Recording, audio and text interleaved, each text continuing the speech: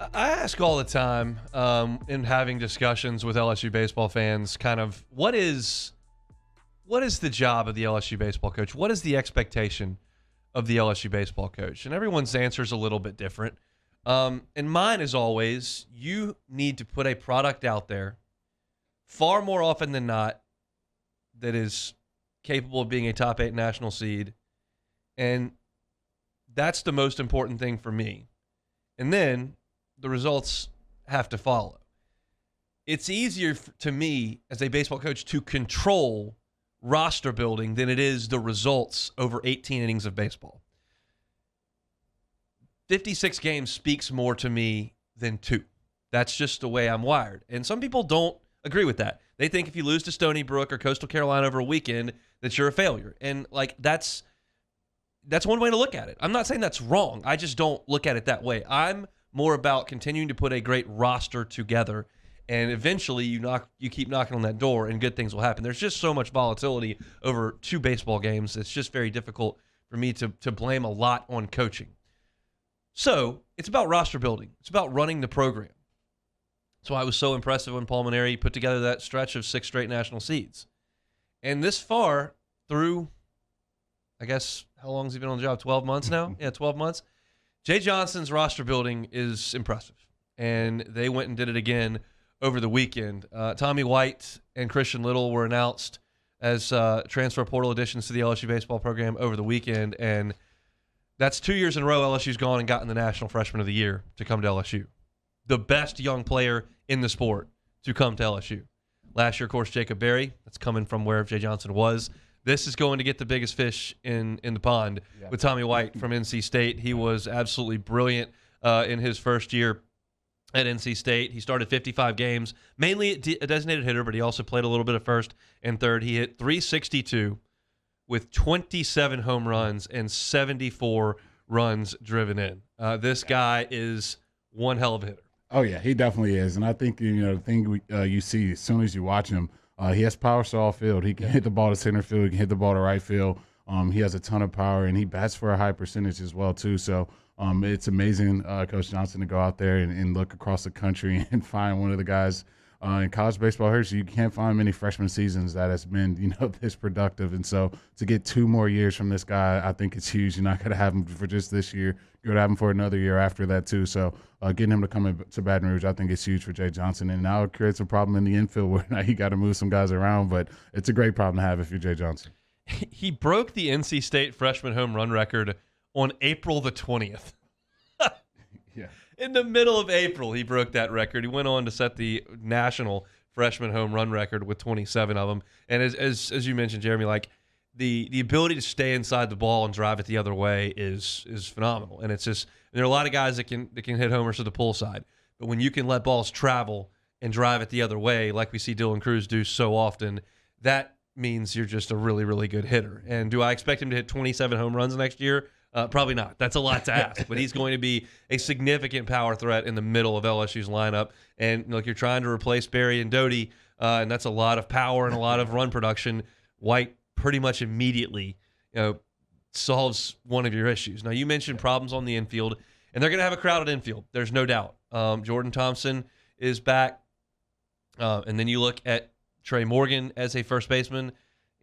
Can Tommy White play third? We'll see. They'll probably work him there in the fall and just kind of see what it looks like. I don't know if he's okay DHing. Some guys are, some guys aren't. Hurts your draft status. Just go out there and DH. So we'll see if he can play third base. You obviously got some shortstops in this class that are super talented. I don't think Tucker Toman gets here, but we'll see if Mikey Romero and Gavin Guidry show up. Those guys are infielders as well. Gavin Dugas could still come back. He's a guy that's been rumored to be working a little bit in the infield. They got a lot of guys. They're trying to fit a lot of places on the infield, and so it'll take a fall to kind of shake that all out. But he's going to be a huge piece of this team. I personally want him hitting right behind Dylan Cruz.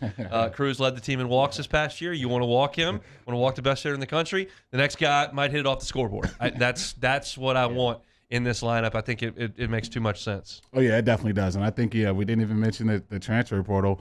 Pineda from Baylor. Yeah. So I think that's I another. forgot about that. Yeah, Jeez. that's another guy you're gonna have in the infield. So I think to me, if you're a manager, these are the problems you want to be having. You want to have a surplus of talent where you can move around and mix and match, and have multiple ways of trying to attack this season. But I think getting Tommy Tanks to this team, I think it definitely soothes the woe of losing Barry and Doty. Now you got a guy that you feel really great about having a ton of power in the middle of this lineup, and that's exactly what you're losing with losing those two guys. Would you move Trey Morgan off first base? Yeah, I would. I think so. I think especially going into next season with him being healthy, finally, I can't wait to see him without that big knee brace on.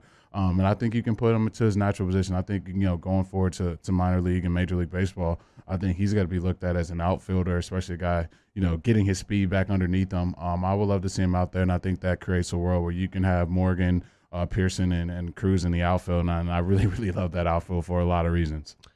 I would not move him off first base if possible. I want to see Tommy White play third. Jacob Berry improved at third base over the course of a season and didn't really hurt you at all down the stretch. He made an error at Vanderbilt, but didn't hurt you after that. No, he didn't play in that Vanderbilt series. So no, it was before that. He was good down the stretch defensively. I would like to see White try to play third. I want Morgan over there at first. He's a game changer. He saves runs. He creates outs over there at first base. So I would like to see him there.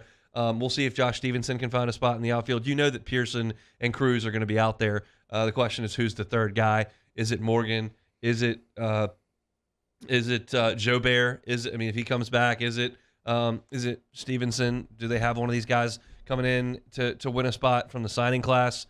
That's very possible. But I would be hesitant to move Trey Morgan off first base. So a lot of competition going to be out there in the fall this year with Jay Johnson's squad. One of the guys that will be pitching to these guys in the fall, will be pitching on the team, is Christian Little from Vanderbilt. And this is a name that we've talked about a lot over the last week and a half or so.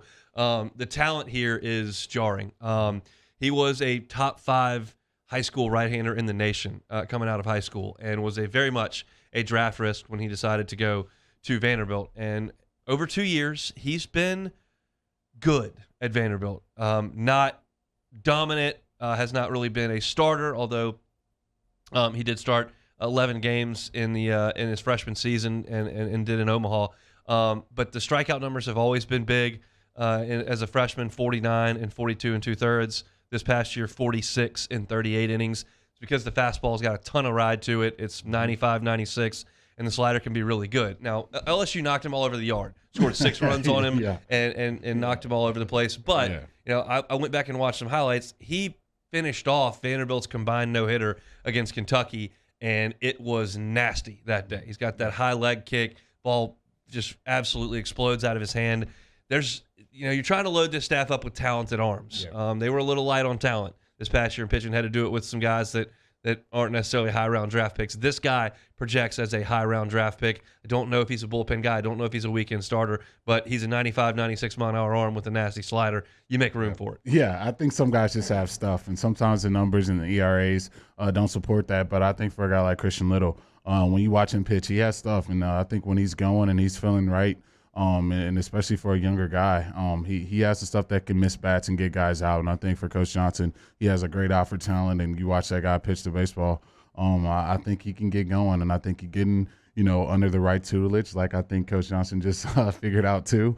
I think he can go in the right direction. I think he's a guy that can definitely contribute in this pitching rotation next year. For sure. So brought in Dylan TeBrock, and then you bring in Christian Little. You are bringing in some really talented, high-velocity arms into this pitching program, and you know what? Got to coach him, because Jason Kelly is going to Washington, and kind of some shockwaves sent through Major League Baseball yesterday as in the middle of a season, the first place Minnesota Twins are without a pitching coach because Wes Johnson is coming to Baton Rouge from Minnesota. Bunch of the guys found out on the charter flight. He was on the charter flight playing cards, and the announcement was made that he was coming to LSU.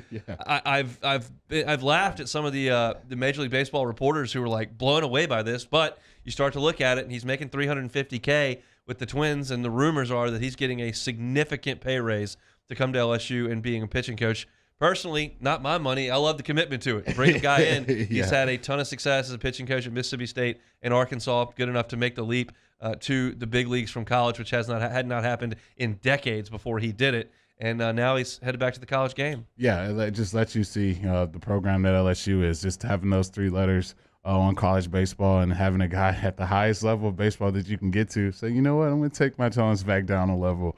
Just let you see, the program that, Coach Bergman and, Coach Maneri's built here. And then now Coach Johnson is taking that torch and he's really carrying it at a high level. And I think if you're going to go get a pitching coach, why not go find a guy who has, experience at the college level, like you said, but who's at the major league level and has seen it up there too, which I think can really, really help this pitching staff going forward.